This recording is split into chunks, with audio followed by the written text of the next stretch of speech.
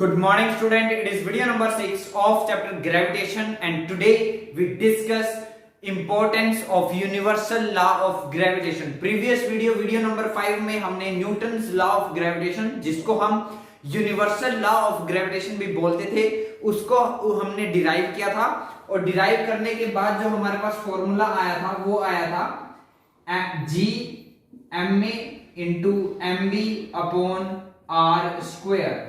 Is it clear? ये हमारे पास ग्रेविटेशनल फोर्स का फार्मूला आया था between the two bodies A and B. अगर आपको याद हो, नहीं याद है तो पहले प्रीवियस वीडियो नंबर 5 देखिए. अब हम डिस्कस करते हैं इसकी इंपॉर्टेंस क्या है, ग्रेविटेशनल फोर्स की क्या इंपॉर्टेंस है.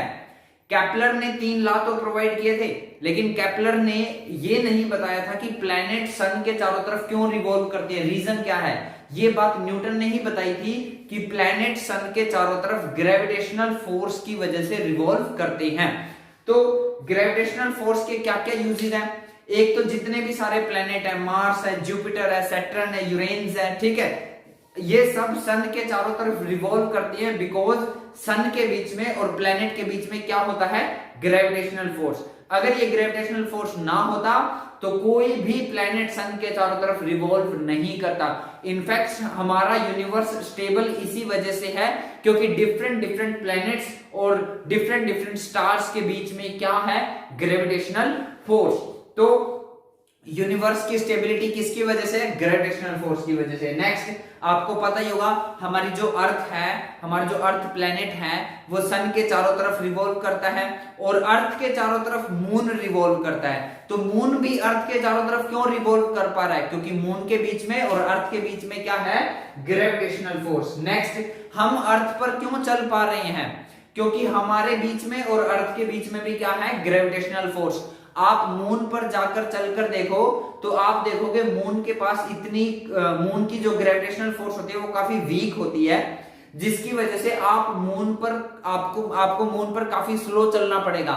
जैसे आप अर्थ पे दौड़ते हो ना, छलांग लगाते हो, जंप करते हो, वैसे अगर आप मून पर करोगे तो शायद आप कभी मून पर वापस भी नहीं आओगे, आप ऊपर ही निकल जाओगे. क्यों? क्योंकि जो मून की ग्रेविटेशनल अट्रैक्शन है वो बहुत ही वीक है एज कंपेयर टू अर्थ. तो हम अर्थ पर चल पा रहे हैं, दौड़ पा रहे हैं, जंप कर पा रहे हैं, ये किसकी वजह से है, ये ग्रेविटेशनल फोर्स की वजह से है. आप इमेजिन कर सकते हो ग्रेविटेशनल फोर्स नहीं होता तो क्या होता. आपने टीवी वगैरह में किसी फिल्म में जरूर देखा भी होगा, कोई साइंस फिक्शन मूवी अगर आपने देखी हो, जब जहां पर ग्रेविटी नहीं होती है, ग्रेविटेशनल फोर्स नहीं होती है, तो जो पर्सन होते हैं वो हवा में फ्लोट करना स्टार्ट कर देते हैं, हवा में तैरना शुरू कर देते हैं, है ना. तो ग्रेविटेशनल फोर्स ये जिसकी वजह से हम अर्थ के ऊपर चल पा रहे हैं. So this force binds us to the earth. इसी फोर्स ने हमको अर्थ के साथ बांध रखा है. Next it hold the atmosphere around the sun. आप सबको पता है हमारे अर्थ के चारों तरफ क्या है, एटमॉस्फेयर. उसका भी रीजन क्या है, ग्रेविटेशनल फोर्स. अगर हमारी अर्थ के पास ग्रेविटेशनल फोर्स नहीं होती, वेल सुटेबल ग्रेविटेशनल फोर्स नहीं होती, मतलब ना तो ये बहुत कम है और ना ही ये बहुत ज्यादा है, ये ठीक ठाक है. इसी की वजह से हमारे अर्थ के चारों तरफ क्या है, atmosphere. Falling of rain drops, बारिश होती है, बर्फ गिरती है, शिमला वगैरह में अगर आप देखते हो तो वो किसकी वजह से है, वो ग्रेविटी की वजह से है. The formation of sea tides, जो समुद्र होते हैं, सी होते हैं, उनके अंदर टाइड्स बनती हैं, हाई टाइड्स, लो टाइड्स, वो भी किसकी वजह से है, ग्रेविटेशनल फोर्स की वजह से. किस किस के बीच में ग्रेविटेशनल फोर्स, मून और अर्थ के बीच में, सन और अर्थ के बीच में. इसी की वजह से सीज में क्या बनती है, high tides and low tides. So number of reason है जिसमें ग्रेविटेशनल फोर्स अपना रोल प्ले करती है. तो कुछ यहां पर मैंने आपको यहां पर मेंशन किए हैं. आई होप आपको importance of gravitational law clear होगा. नेक्स्ट हम डिस्कस करते हैं, जब दो ऑब्जेक्ट होते हैं और उन दो ऑब्जेक्ट के बीच में क्या होता है, ग्रेविटेशनल फोर्स होता है, तो उसकी क्या कैरेक्टरिस्टिक होती है, उसकी फोर्स की क्या कैरेक्टरिस्टिक्स होती है. सो फर्स्ट कैरेक्टरिस्टिक है, it is a central force. Central force का यहां पर क्या मीनिंग है, सेंट्रल फोर्स का यहां पर ये मीनिंग है कि ये एक बॉडी ए है, ये एक बॉडी बी है, ठीक है, ये बॉडी ए है, ये बॉडी बी है, तो इनके बीच में ग्रेविटेशनल अट्रैक्शनल फोर्स है, वो कहां पर लग रही है, तो वो लग रही है इसको और इसके सेंटर को ज्वाइन करने वाली जो लाइन है ना, इसी पर वो फोर्स अप्लाई हो रही है. समझ में आ रही है बात.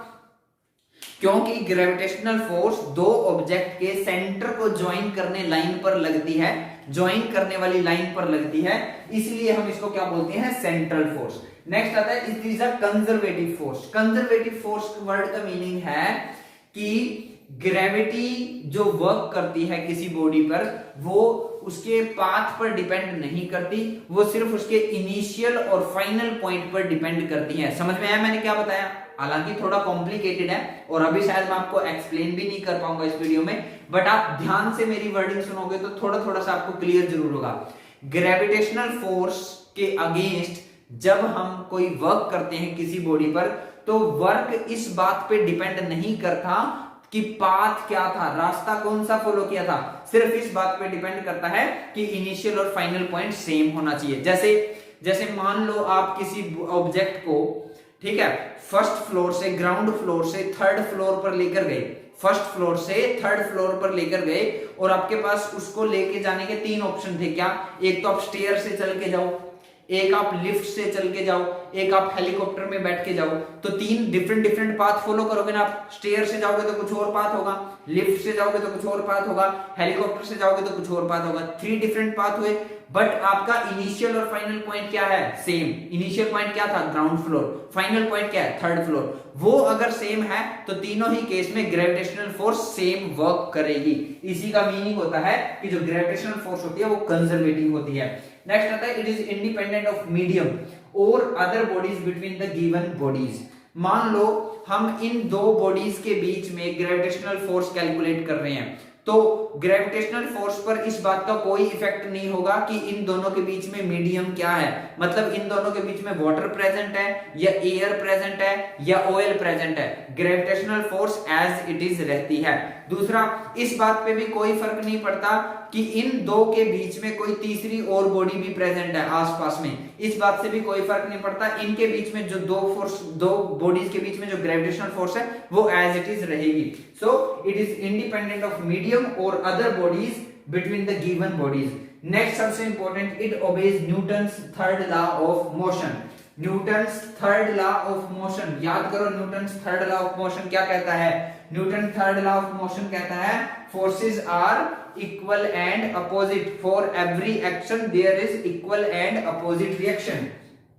Means to say FAB is equal to minus FBA होगा, यानी कि जितनी फोर्स के साथ ये बॉडी A B को अपनी तरफ अट्रैक्ट करेगी उतनी ही फोर्स के साथ ये B A को अपनी तरफ अट्रैक्ट करेगी अगर दोनों का मासेस सेम है। तो ये थे कुछ कैरेक्टरिस्टिक्स ऑफ ग्रेविटेशनल फोर्स। जाते जाते मैं आपको कुछ और बता के जाता हूं, एक्स्ट्रा इंफॉर्मेशन आप उसको समझ सकते हो। इस फॉर्मूले को ध्यान से देखो, अगर मैं इसमें m में जो मास ऑफ बॉडी A है और जो मास ऑफ बॉडी B है दोनों को 1 kg ले लूं, क्या ले लूं? 1 kg, और दोनों के सेंटर टू सेंटर के बीच की जो डिस्टेंस है r वो भी मैं ले लूं 1 मीटर, तो ये फॉर्मूला बताना जरा क्या बन जाएगा? ये बन जाएगा Fg is equal to G 1 multiply 1 upon 1 का स्क्वायर। 1 मल्टीप्लाई 1 क्या होता है?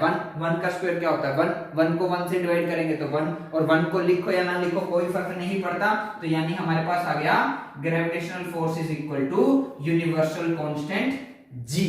तो इसको हम कैसे बोलेंगे? देखो, gravitational force between two bodies is, आप लिख लेना, मैं लिख नहीं पाऊंगा, ब्लैक बोर्ड पे स्पेस नहीं है। Gravitational force between two bodies is numerically equal to universal constant if the mass of two bodies is 1 unit and distance between their center is also 1 unit। मैं एक बार फिर से रिपीट कर देता हूं, gravitational force between two bodies is numerically equal to universal constant if mass of both bodies is 1 unit and distance between their center is 1 unit। So I hope आपको ये clear होगा। जल्दी से वीडियो को pause करो, screenshot लो, copy में note करो। Thank you.